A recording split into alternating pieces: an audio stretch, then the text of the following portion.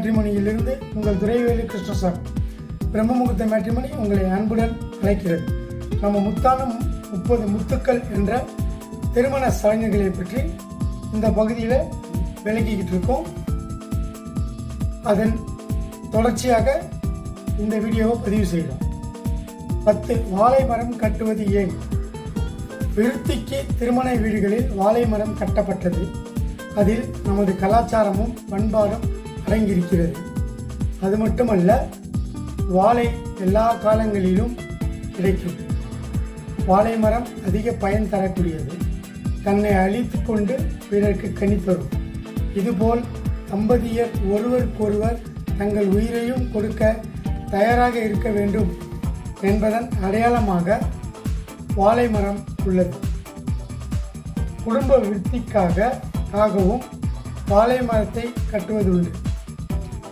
வாழையின் இலை, காய், பூ, பட்டை, தண்டு, நார் என அனைத்தும் பயன் தரக்கூடியது. சில பகுதிகள் மருந்தாகவும் பயன் தரக்கூடியது. ஏனைய மரங்களில் இருந்து ஒரு வகையில் வாழை வித்தியாசமானது. ஒரு வாழையை நட்டால் போதும், வாழையடி வாழையாக அதன் குலம் தலைக்கும். வாழையடி வாழை என வந்த திருக்கூட்ட மரபினி யான் ஒருவன் அன்றோ வகை அறியோ, இந்த ஏழைப்படும் பாடு உனக்கு திருவுல சம்மதமோ என்பார் வள்ளலார். 11 பொன் உருக்குதல். பொன் உருக்கும் வைபவம் என்பது தமிழர்களின் திருமண ஆகம மரபு சடங்குகளில் ஒன்று. திருமாங்கல்யம் என்பது சுமங்கலியின் சின்னமாகும். போற்றி பாதுகாக்கப்பட வேண்டியது திருமாங்கல்யம், அதாவது தாலி. செய்வதற்கு உரிய தங்க நாணயத்தை ஆலயத்தில் இறைவனடியில் வைத்து பூஜை செய்து பின்னர் ஊரில் பிறந்து வளர்ந்த பாரம்பரிய பொற்கொள்ளர் மூலம் உருக்கப்படுவதே பொன்னுருக்கள் எனப்படும். நல்ல நாளில் தீர்க்க சுமங்கலியாக வாழ்வதற்கு மாப்பிள்ளை வீட்டில் வைத்து உரிய நபரிடம், அதாவது பொற்கொள்ளர், புதிய பொன் கொடுத்து திருமாங்கல்யம் செய்ய வேண்டும். பொன் உருக்களுக்கு நிச்சயித்த சுபநாளில் மணமகன் வீட்டில் பொன்னுருக்கள் நடைபெறுவது மரபாகும்.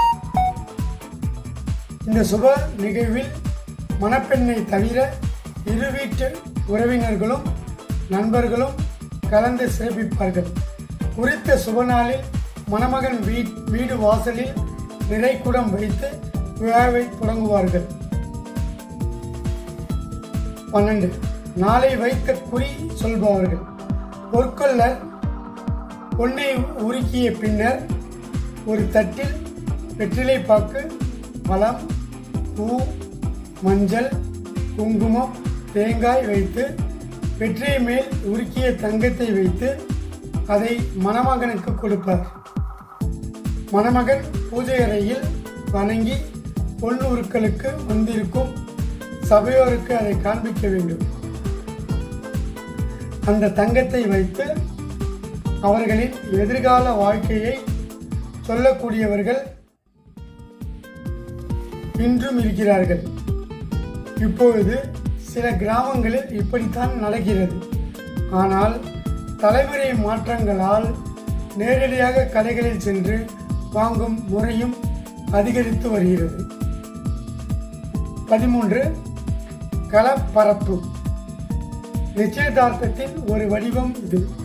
பெண் உறுதியானவுடன் அந்த பெண்ணுக்கு பூச்சூடுதல் என்ற மங்கள பொருட்களோடு சென்று பார்ப்பார்கள்.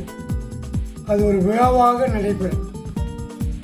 மாப்பிள்ளை வீட்டார் கொடுக்கும் சேலையை களத்தில் பரப்பி, அதாவது தரையில் விரித்து மணப்பெண் அமர்ந்து மங்கள பொருட்களை இரு வீட்டாருக்கும் வழங்குவதன் மூலம் இரு வீட்டாரும் கலந்து ஒன்றாகி விட்டதற்கான அடையாள நிகழ்ச்சி.